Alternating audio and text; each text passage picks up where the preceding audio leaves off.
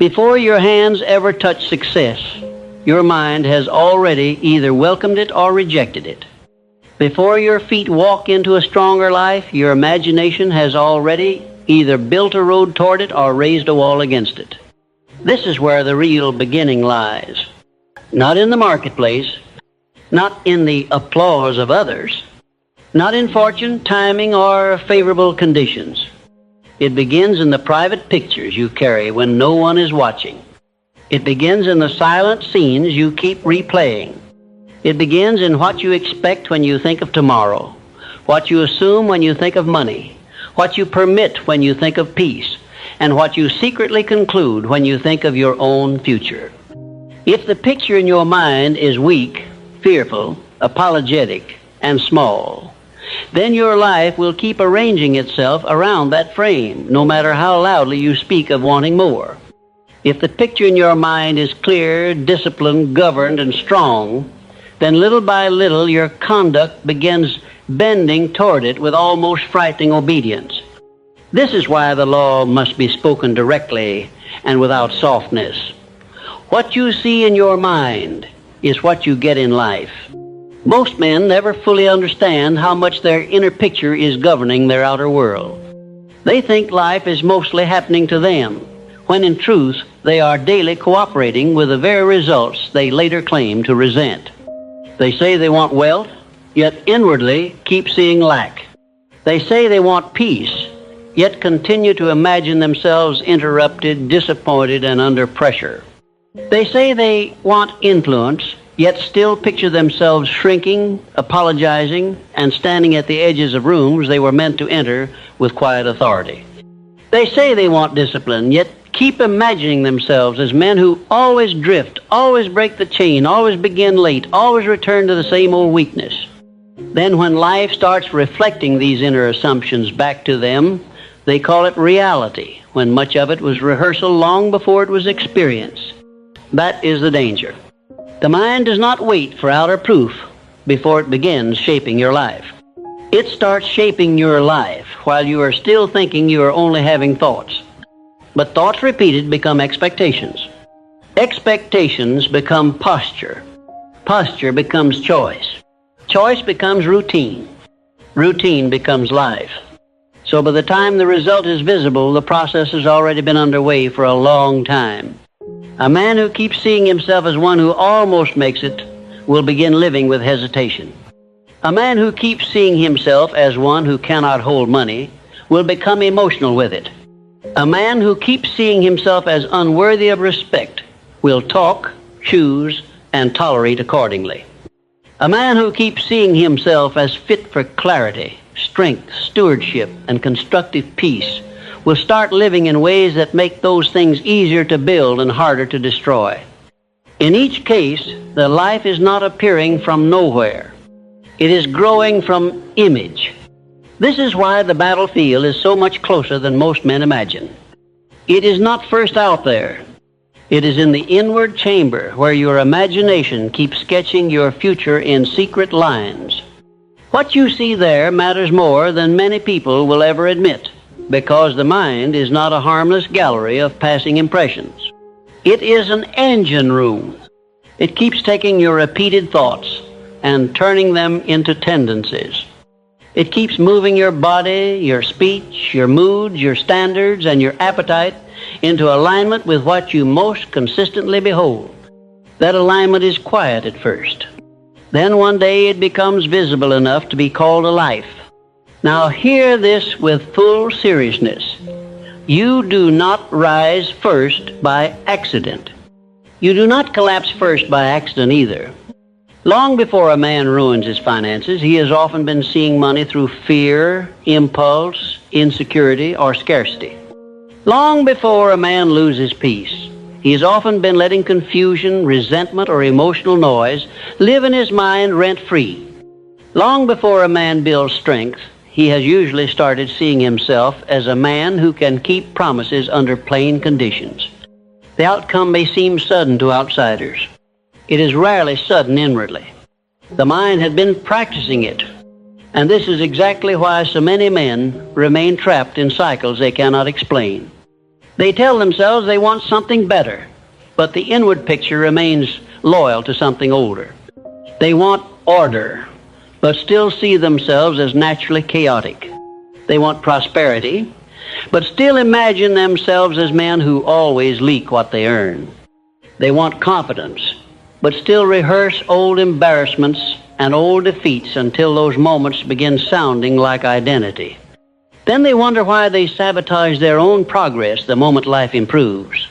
They sabotage it because the outer gain collides with the inner picture.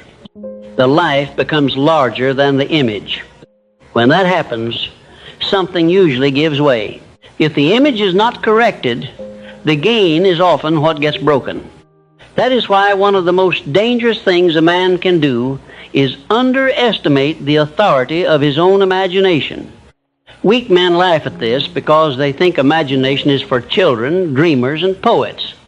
They have not yet understood that imagination is where fear first paints failure and where discipline must first paint success. Imagination is not childish when governed rightly. It is strategic. It is the place where a man either keeps rehearsing the old prison or begins building the architecture of freedom. The difference is not whether he imagines. Everyone imagines. The difference is whether he imagines by drift or by decision. By drift, the mind usually returns to old evidence, old shame, old scarcity, old insults, old family patterns, old weakness, old ceilings. It keeps showing the man the same movie, then telling him this movie is reality. And if he never interrupts it, he begins acting inside that movie as if there were no other script available. But by decision, a man can begin training the mind to hold another picture. Not fantasy, not self-flattering nonsense. A disciplined picture, a lawful picture, a picture of what the stronger man looks like in ordinary hours. How he begins the day, how he handles money, how he speaks when challenged, how he behaves when no one is present to reward him, how he remains under order when the result is still invisible. That is not fantasy. That is blueprint. A blueprint is one of the most practical things in the world. Builders do not merely hope a house appears. They see its form first. They know where the walls go, where the weight rests, where the doors open, where the weak points must be reinforced. That inner clarity allows outer labor to become meaningful. Without the picture, all the effort becomes scattered. So it is with life. If you do not hold a governed picture of the man you mean to become, then your efforts will keep competing with one another. One day strong, one day uncertain. 1 week disciplined, 1 week loose. One season building, the next season tearing down. Why? Because the mind still contains mixed instructions. It is trying to obey 2 images at once, the old one and the new one. That inner division is costly. It is one of the main reasons people grow tired. Not because they are always doing too much, but because inwardly they are always contradicting themselves. One part wants abundance. Another part keeps rehearsing loss. One part wants peace. Another part keeps feeding noise. One part wants stronger work. Another part still wants weaker habits. That contradiction drains life. Then the man calls the exhaustion stress, when often it is the fatigue of inner disagreement. A clear mental picture reduces that conflict. It tells the life what direction it is moving in. It ranks the day. It strengthens refusal. It makes standards easier to respect because the standards are now tied to a visible inward design. This is why the image must become more specific than I want success. Success is too broad for a mind that has lived in confusion. The mind needs form. It needs to see the man who no longer wastes the first hour. It needs to see the hand that directs money instead of leaking it. It needs to see the mouth that does not speak like a defeated man. It needs to see the calm that remains even when pressure enters. It needs to see the body that works under law, the schedule that protects what matters, the relationships that no longer weaken the future, the room that is no longer open to every petty disturbance. These are the forms the mind can obey. Once they are held clearly enough and often enough, the life begins moving toward them almost as if it has been given orders. And orders matter because life is always obeying something. If it is not obeying a chosen picture, it is obeying inherited chaos, inherited poverty of expectation, inherited emotional habits, inherited stories of how things go for people like us. Many men are not living out their own design at all. They are still obeying old scenes given to them by family, criticism, fear, struggle, disappointment, and repeated exposure to smallness. They keep thinking they are being realistic, when in truth they are being programmed by memory. Memory can be useful when turned into wisdom. Left ungoverned, it becomes a projector showing old pain on the walls of the future. That is where courage becomes necessary. A man must become brave enough to look at the old picture and say, "This may explain much, but it will not rule me anymore."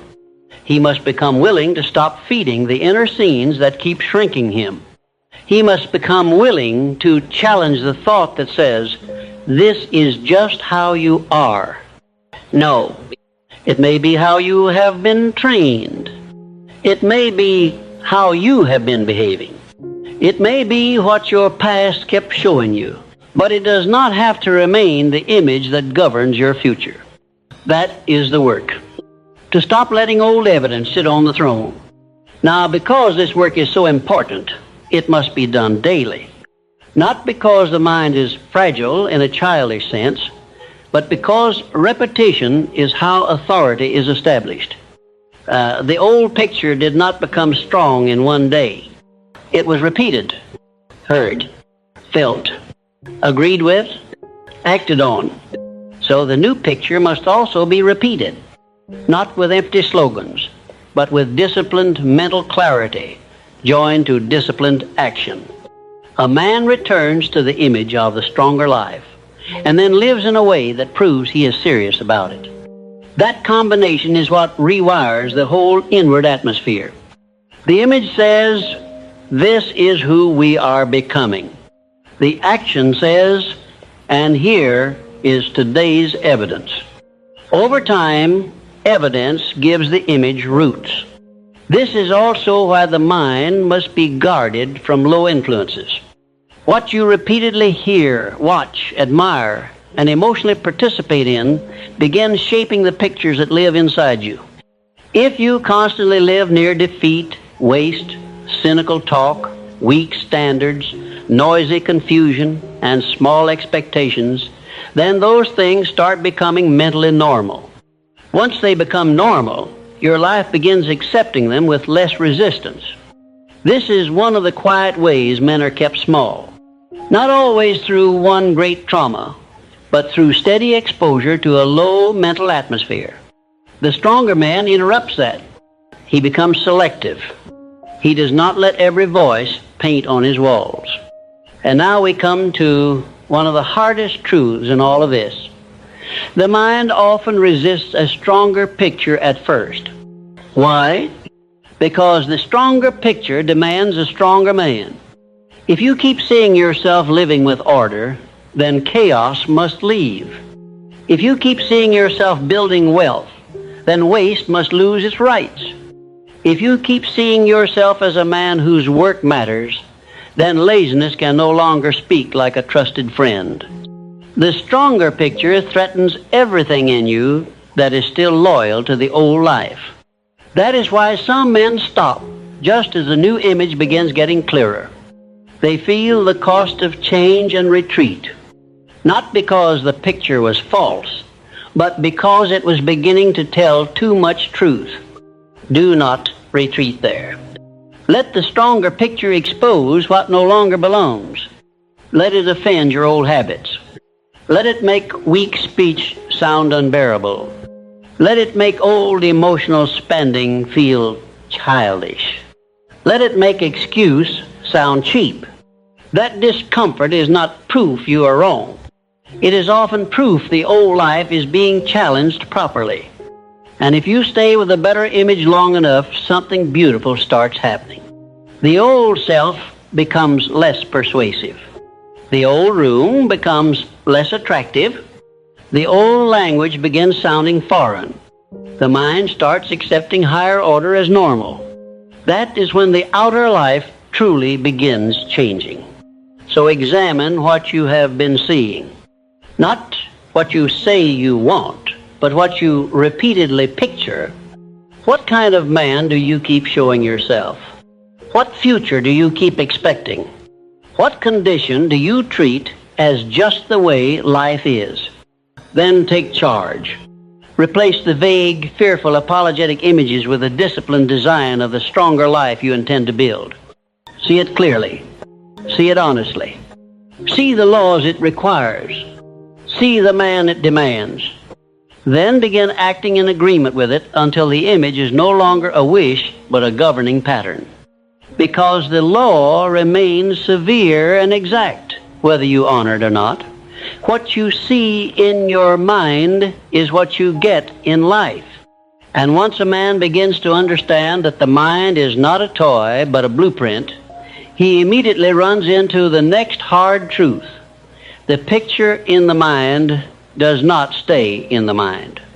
It leaks into the hand. It leaks into the voice.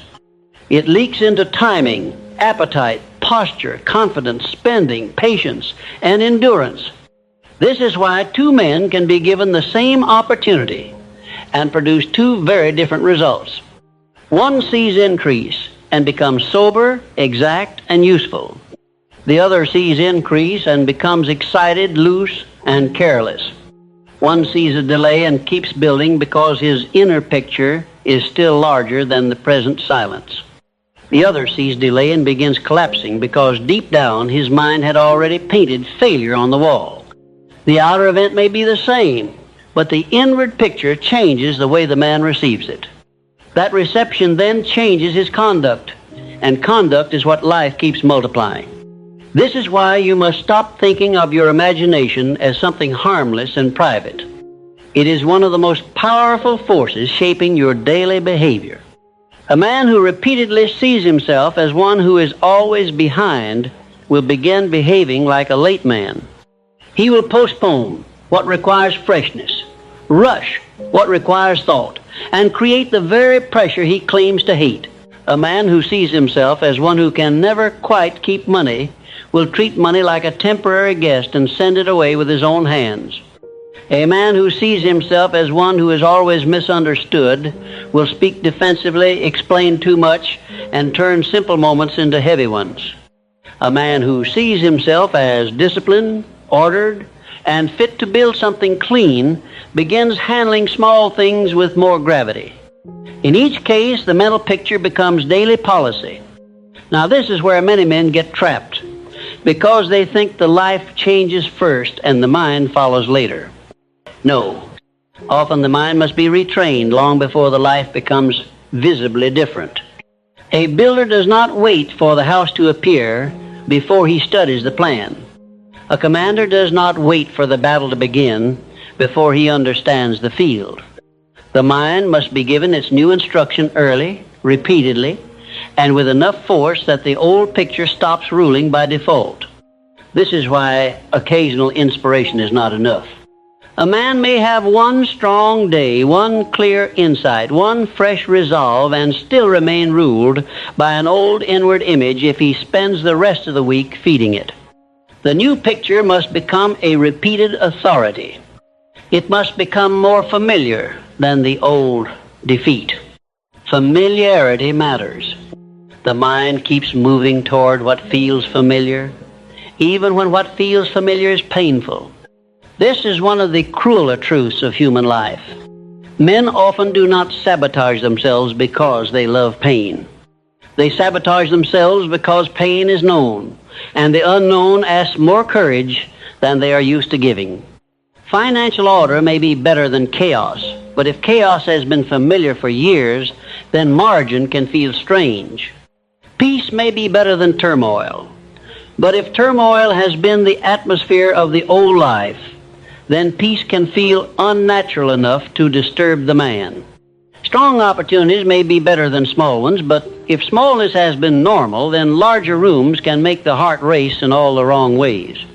So the mind begins pulling the man backward toward what it already understands. This is why the new picture must be fed until it becomes more familiar than the old prison. That feeding happens through repetition joined to evidence. You do not merely tell yourself, "I am becoming stronger." You begin handling time like a stronger man. You begin handling money like a steward. You begin handling your tongue like it belongs to a man whose words must carry weight. You begin handling discomfort like one who expects growth, not like one who expects to be crushed by every inconvenience. Then the mind notices. It starts revising the picture. It says, perhaps we are no longer the man who always folds here. Perhaps we are no longer the man who must spend to soothe every pressure. Perhaps we are no longer the man who keeps dropping peace because peace feels unfamiliar. That evidence matters more than emotional declarations. The mind trusts repeated proof. This is why your habits are constantly painting your self-image. Every kept promise adds a line. Every broken promise adds a line. Every protected hour adds a line. Every careless excuse adds a line. Every wise refusal adds a line. Every emotional collapse adds a line. In time, the whole portrait begins staring back at you. Then you call it identity. But identity in many cases is not some mystery hidden in the blood. It is the accumulated painting of repeated action. This is good news, though it may sting at first, because what has been painted can be repainted. The old image is not immortal unless you keep paying it with daily obedience. Now let us go deeper. One of the greatest ways the mind shapes the life is through expectation. A man tends to prepare for what he expects. If he expects pressure, he tightens in all the wrong ways. If he expects rejection, he enters the room defensively. If he expects money to disappear, he treats money nervously. If he expects relationships to disappoint him, he either clings too hard or stays too cold. If he expects his own efforts to fail, he gives them weaker attention. Expectation is not passive. It has posture. It has timing.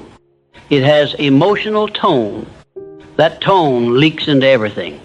Then, when the result appears, the man says life proved him right, though often his expectation had been shaping the conditions from the beginning. This is why a strong mind must learn the discipline of right expectation. Not fantasy, not arrogance, right expectation. Expecting that law will bear fruit. Expecting that repeated order will begin producing margin. Expecting that guarded mornings will begin producing clarity. Expecting that cleaner speech will strengthen trust. Expecting that disciplined restraint will reduce chaos. Expecting that peace can remain if it is protected. Expecting that growth can feel awkward at first without being false. These expectations strengthen the hand because they align the man with process instead of panic. He no longer requires constant miracles to keep moving. He expects law to work if he remains under it. This changes the emotional life of a man more than people realize. The weak man is always swinging between inflated hope and bruised disappointment. He gets excited, then let down, then cynical, then excited again, then let down again. Why? Because his mind has not been trained in law. It has only been trained in emotional reaction. But the stronger man becomes steadier because he has learned to picture a disciplined future built through repeated obedience. That picture keeps him from being intoxicated by one good day or destroyed by one bad one. He can remain inside the process because his mind sees farther than the current moment. Now, another thing the mind does is rank meaning. This is important. If your inward picture says the first hour matters, then you will protect it. If your inward picture says money is seed, not merely relief, then your spending changes. If your inward picture says your words build weight or weakness, then your speech becomes more exact. Meaning drives care. Care drives discipline. Discipline drives result. This is why so many men remain careless. The inner picture has not yet taught them what matters. They still treat precious things as common because inwardly they have not seen their own future with enough seriousness. That must change. You must begin seeing time as structure, not merely as passing hours. You must begin seeing money as direction, not merely as spending power. You must begin seeing thought as seed, not merely as private noise. You must begin seeing your own standards as walls protecting a house, not as random rules that restrict your freedom. Once the inward picture changes at that level, your relation to everything changes. You stop handling your life like loose material. You begin handling it like a man who knows that what he repeatedly does is building something permanent. This is also why what you repeatedly fear becomes so dangerous. Fear paints too. It paints faster than many men understand because it often carries strong emotion. A man fears embarrassment, so he keeps seeing himself shrinking in public. A man fears poverty, so he keeps seeing money leaving him.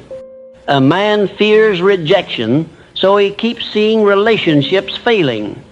A man fears failure, so he keeps seeing every effort ending badly. Then those pictures influence his conduct. He speaks less boldly. He acts less cleanly. He waits too long. He retreats too soon. He overreacts. He spends or withholds out of panic. Fear has trained his hand through the image it kept showing him. This is why fear must not merely be resisted emotionally. Its pictures must be interrupted. When fear paints, truth must repaint. Truth says a delay is not a verdict. A setback is not an identity. Money can be governed. Peace can be protected. Discipline can become natural. My future is not the prisoner of my last mistake. This room does not belong only to men who started stronger. If I keep the law, the result may take time, but it is being built. These truths are not meant to sound pleasant only. They are meant to correct the false images fear keeps pressing into the mind. Once corrected often enough, the emotional force of fear begins weakening. Why? Because fear is no longer the only artist painting the wall. Now let us come to one of the strongest forms of mental vision, seeing yourself clearly in the ordinary. Many men fail here because they imagine success only in grand scenes.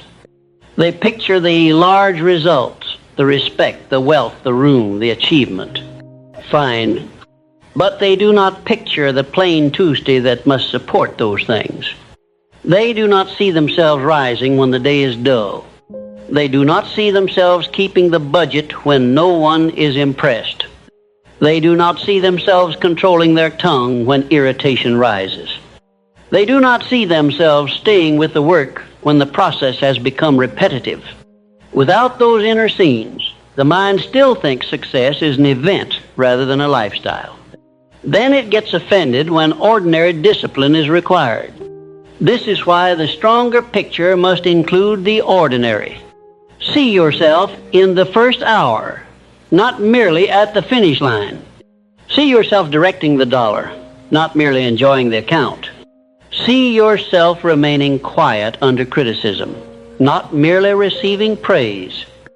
See yourself saying no to the weaker invitation, not merely saying yes to the larger dream.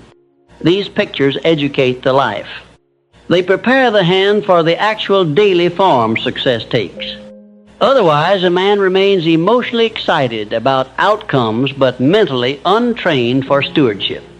And stewardship is what the mind must eventually learn to desire. The weak mind wants results. The strong mind wants lawful responsibility. It begins seeing itself as a steward of time, money, peace, reputation, opportunity, and strength. This is transformative because the steward does not ask, how do I enjoy this quickly? He asks, how do I protect, direct, and multiply this? That inward shift changes everything.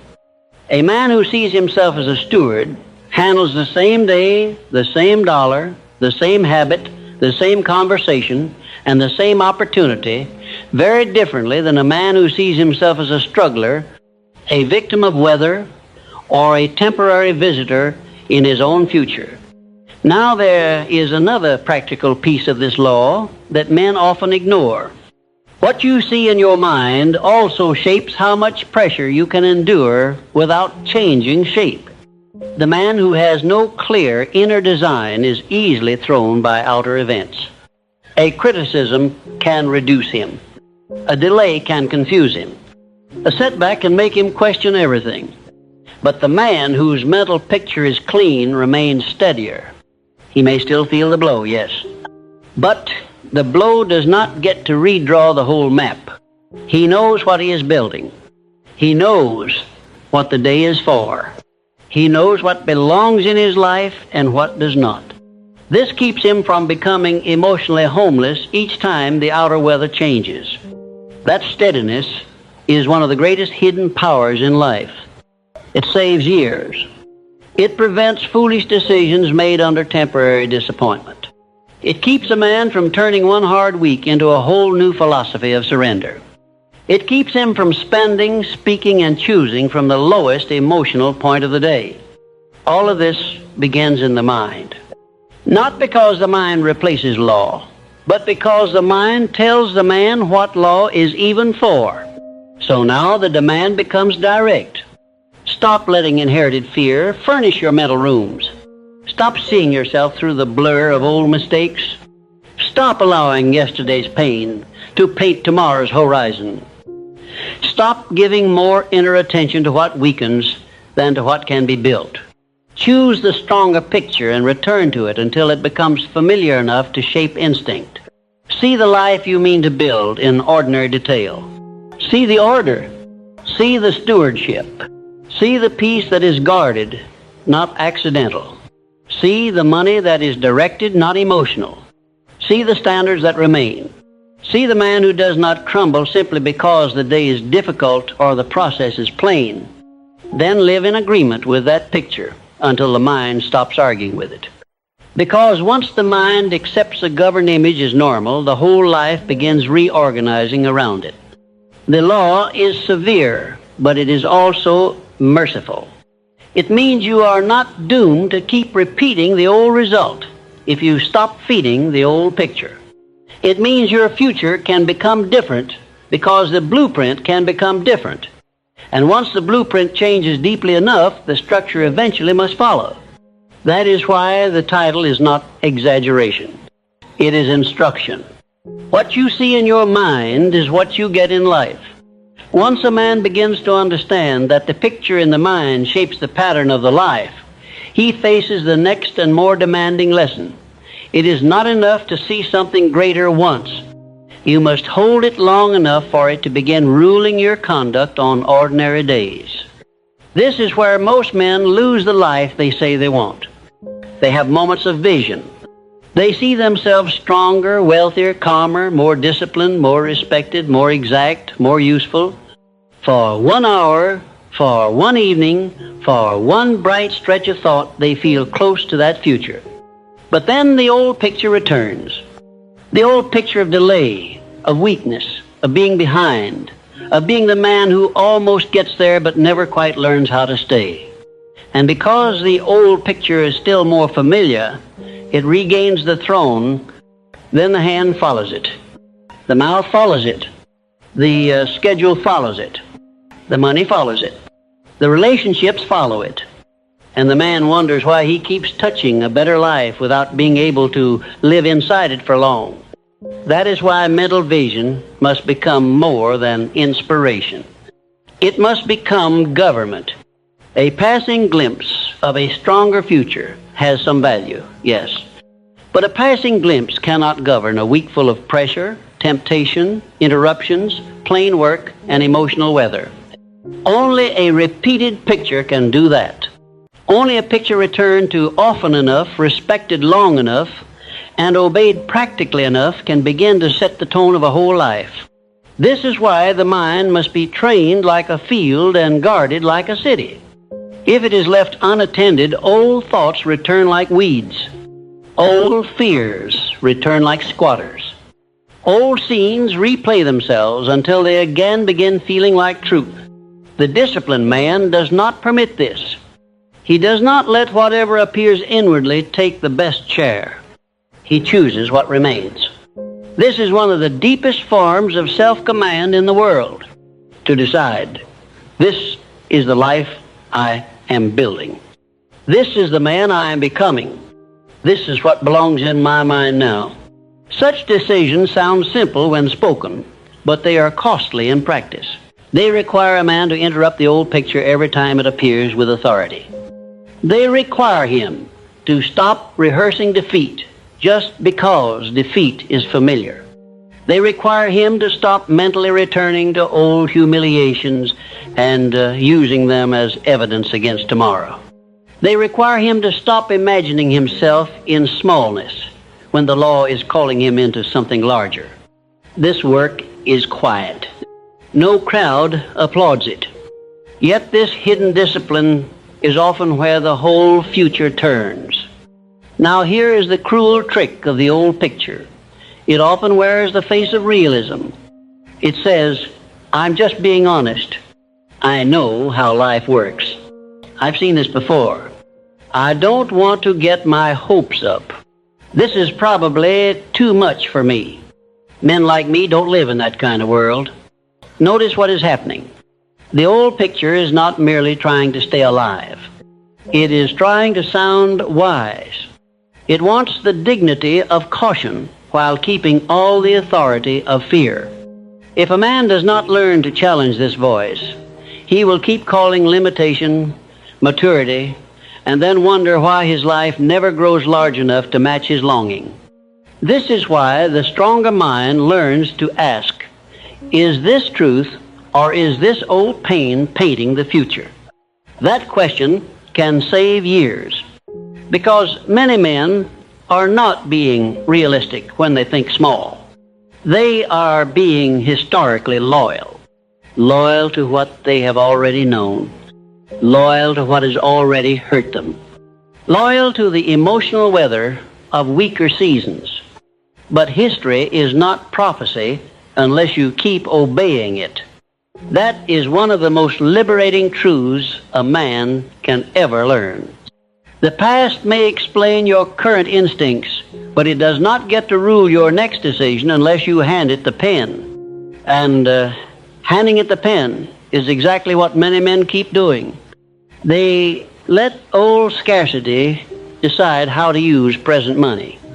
They let old disappointment decide how boldly to use present opportunity. They let old criticism decide how clearly to speak. They let old disorder decide how much peace they are allowed to keep. Then when the result looks suspiciously like old conditions, they call it fate. No, it was continuity. A continuity of inward allegiance. The old image remained the secret governor, and the life kept voting accordingly. This is why one of the highest works of the serious man is repetition of the correct image under the wrong feeling. That is where transformation becomes real. Not when it is easy to imagine a stronger future, but when the day feels heavy and he still returns to the stronger picture. Not when the money is flowing easily and he still thinks like a steward, but when pressure rises and he still refuses to picture himself as a doomed man. Not when he is praised and feels strong, but when he is criticized and still keeps seeing himself as one under law rather than one defined by that criticism. This is what gives the new image roots. The mind begins learning that the stronger picture does not depend on temporary ease to remain valid. And that is what changes identity. Identity is not merely what you say about yourself. It is what your life keeps agreeing with under repeated conditions. When a man sees himself as disciplined and then keeps the standard on a dull day, the image deepens. When he sees himself as a steward and then directs the hand wisely under emotional pressure, the image deepens. When he sees himself as fit for peace and then refuses to reopen old inner conflicts for entertainment, the image deepens. Over time, the mind stops arguing as much. Why? Because it now has evidence. The stronger picture is no longer only imagination. It has become memory too. This matters because memory is one of the strongest allies of belief. A man who has repeatedly watched himself obey a better pattern begins trusting it more. He says, I know how to return. I know how to protect the morning. I know how to guard the money. I know how not to spend peace just because chaos feels familiar. Those are powerful memories. They begin replacing the old ones. And this is one of the great hidden goals in all transformation. Not merely to dream of a better life, but to build enough evidence that the mind begins expecting the better life as something structurally normal. Normal is a mighty word in this matter.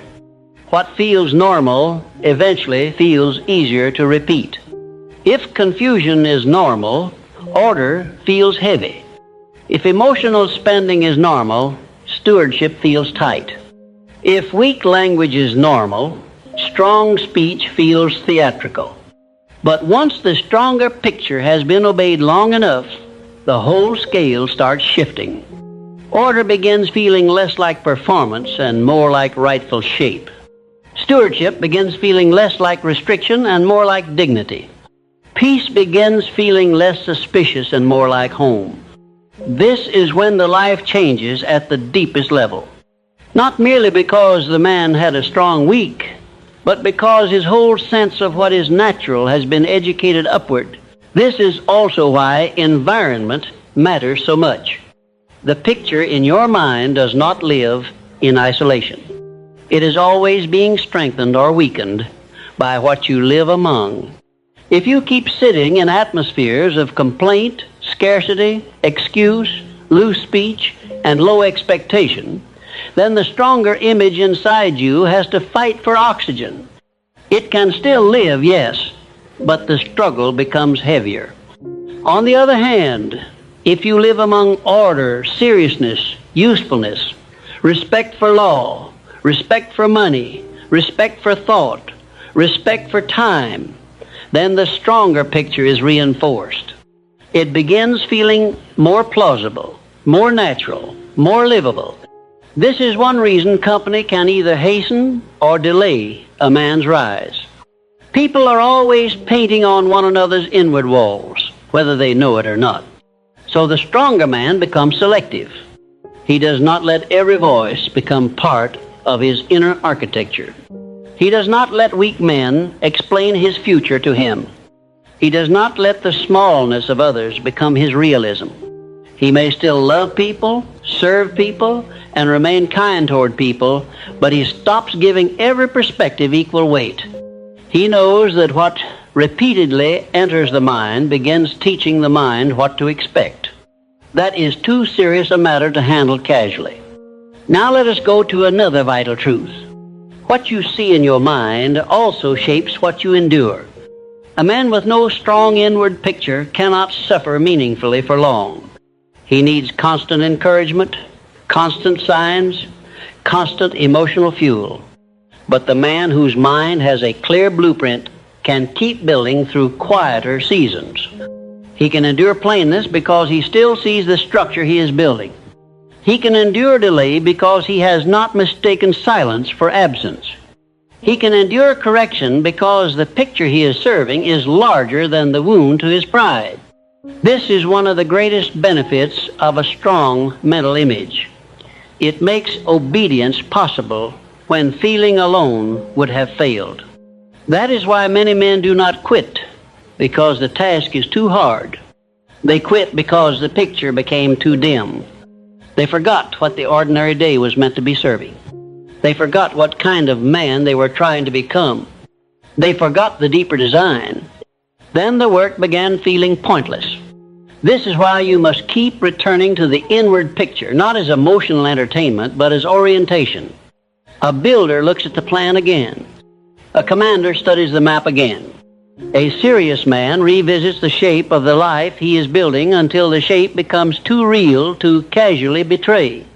And let us be honest, betrayal is exactly what happens when the old picture is allowed to rule again. A man betrays his future when he keeps speaking weakness over tomorrow. He betrays it when he handles money like a frightened child after finally learning how to build margin. He betrays it when he lets one hard day redraw the whole map of his identity. He betrays it when he returns to old chaos simply because calm no longer feels exciting enough. Each betrayal begins inwardly. The mind saw smaller, and the hand followed. So now the instruction becomes severe and clear. Stop letting old collapse remain so vivid in your imagination. Stop mentally kneeling before scenes that belong to former years. Stop handing your future to thoughts that only know how to paint you weak, late, poor, disordered, or half-fit. Replace them. Not with fantasy, but with stronger law. See the stronger man. See the governed hand. See the ordered day. See the calm mind. See the disciplined speech. See the money staying because the man has become cleaner. See the peace remaining because the room is now guarded. See the work deepening because the standard is no longer emotional. Then keep returning to that picture until it no longer feels like an occasional visitor. It must become the house your thoughts live in, the place your habits report to, the pattern your speech agrees with, the law your money obeys, the identity your mornings prove. That is how the title becomes literal. Not by mystery, not by wishing, but by disciplined inward seeing, joined to disciplined outward obedience, until the life has no choice but to begin taking the shape of what has been held, guarded, and served in the mind. Because that is the final force of the law. The mind does not remain private forever. In time, it becomes visible. In your bearing, in your timing, in your habits, in your speech, in your standard, in your peace, in your results. And when enough time has passed, people will call it character, destiny, success, failure, luck, or momentum. You will know better.